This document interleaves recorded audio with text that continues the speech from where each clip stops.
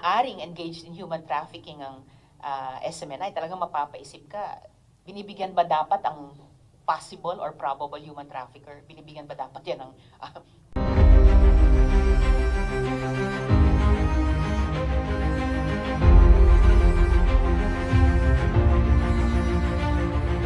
Hindi ako nag-aalala kung patuloy na magdi-delay o mag-o-obstruct si Quiboloy sa prosesong ito ng investigasyon in aid of legislation, in aid of justice. Dahil kung tatanggihan nila yung pagkakataong humarap at sagutin ang mga tanong mula sa kanilang panig, makakabuo pa rin kami ng committee report na maging kapaki-pakinabang